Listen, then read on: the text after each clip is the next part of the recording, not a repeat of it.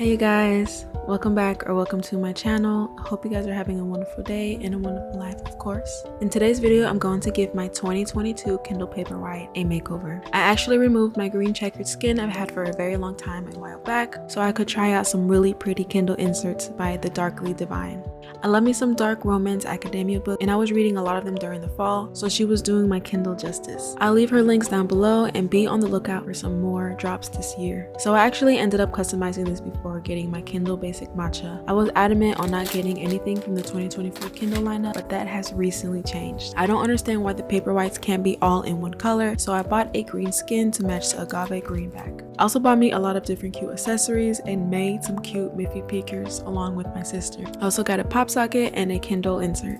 Y'all know how to get a clear case. And tip for newbies, keep the card that comes with it. You can make your own insert with stickers so it won't slide on the back, and you can also save some extra money.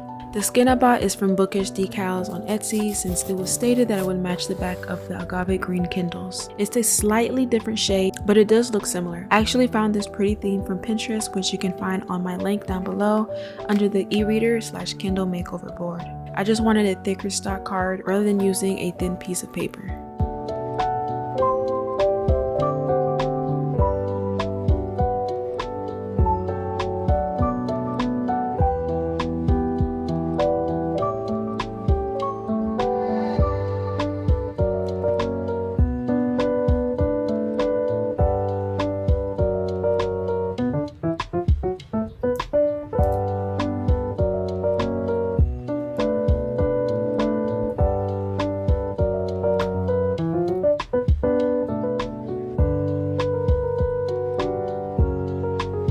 So I made the very petite miffy, but I ended up liking my sister's more since it was a bit chubbier. Both are cute, but let me know which one you like better. No feelings will be hurt. I recently started clay making, so I'm going to be making more peekers and random cute things for my setup this year. I used a very thick double-sided tape to stick it on the back. Make sure to get the heavy-duty version in order for it not to move around or pop off.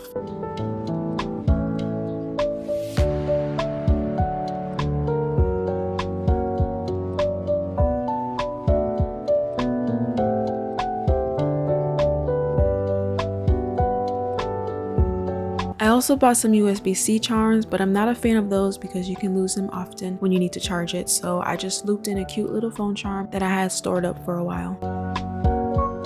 I mentioned this before, but this specific Kindle holds a special place in my heart because it made me get back to reading, and I've read so many good books and series on it. I recorded this in early December and it felt just as fast as when I first unboxed it, but for the past 2 weeks I've noticed that it slowed down since the last update. It's not extremely slow, but I feel and see the big difference when I'm typing. E-readers are more accessible and is great for people that have certain disability that prohibits them from holding physical books, and those of us that have sensitive eyes and can't spend too much time on a regular LCD or OLED screen. I have other e-readers that I recommend, so you can check that playlist out and make sure that you download all your ebooks to a computer, hard drive, or even Google Drive so none of them disappear. Before I wrap this video up, I wanted to go over some of my favorite reads of 2024. All of these were part of a series. Some books I like more than others, but majority of these books were either a 4- or 5-star read. The first on the docket is the Chestnut Spring series by L.C. Silver. These are standalone, which means you don't have to read in order. This one is a cute cowboy small romance series. The first was my least favorite, but the second and fourth book absolutely ate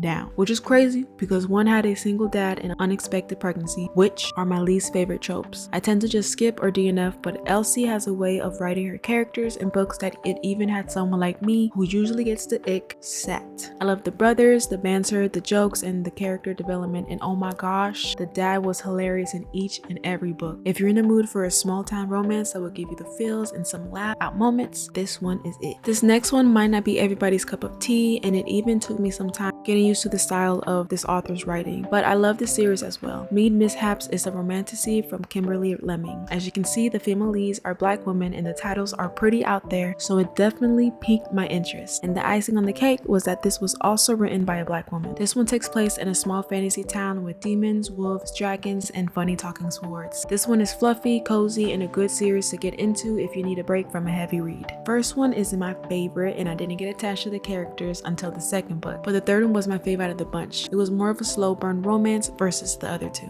I don't know what magic Liz Tomford poured into these books, but I was hooked. This one is the Windy City series. It's a sports romance series which are interconnected like the others. Each come with different tropes like enemies to lovers, fake dating, marriage of convenience, and a single dad trope. But hear me out, Liz also has a way of writing that it didn't feel like it was the main focus of the story. Liz's main male lead are major green flags, and the things they say will have you kicking your feet. This next one I consumed on Audible because I couldn't focus for some reason when I was reading it, and I'm super glad that I did. This one is a YA fantasy by Holly Black. Romance is a subplot, so it's not the main focus, which is fine because of the world building, the angst, the betrayal, and just everything that came with living as a mortal girl that didn't fit in with the people of Fairy. I highly enjoyed the 𝓻𝓱𝓷𝓵𝓰 series, and it's ranked high on a lot of other readers' lists. Now I'm gonna wrap it up with dark romance, which isn't going to be everybody's cup of tea. I've already mentioned this one in an e-reader collection video that I did last year along with the 𝓻𝓱𝓷𝓵𝓰 series. This series was my introduction into dark romance, and I was appalled, especially with the first book of the Legacy of God series. But I think the reason why I like dark romance is because there's a thriller mystery aspect to it, which has me not wanting to put the book down. Not all of these were my favorite, and I definitely liked other books more than others. In this series, you'll be following along college students from powerful parents in a very powerful school. There's lots of drama, but I like the way that the stories unfold, the backstory, and the funny moments between friends and lovers. So I read this one with my friend, and the way this book had me on pins and needles and in literal tears the deeper I went into the series, oh my gosh. First two books are about Tristan and Marana, the daughter of the rival family. There's tension between the two that Marana has no idea why, but she wants to uncover it because Tristan won't let her know how she ties into his past. There's suspense, mystery, slow burn, and so much with this series. The other books are interconnected and tie all into the first book, so you have to read it in order. I haven't read the last book, which is everybody's least favorite. I'm kind of scared to wrap this series up because of how good it was, but I definitely recommend. Now the last book on the docket is another book from 𝓕𝓸𝓾𝓻, the Monster Trilogy. It's basically Disney Mulan, but make it dark and mafia. It's a bit unhinged and it isn't for everyone like most dark romance, but I like the plot of the book. The female lead has to dress as a man and enter the military to find out who pew pew pew all of her family, except for herself and a few other family members. It's pretty fast paced. There's action, mystery, drama, of course, between all the mafia members, and twists that had me yelling at my Kindle. I'll make sure to link my Fable account down below where I have my favorite 2023 and 2024 reads categorized, so if you want to check that out, and also my other books I read so far that I've logged down, you can follow me on there and also on Goodreads. Well,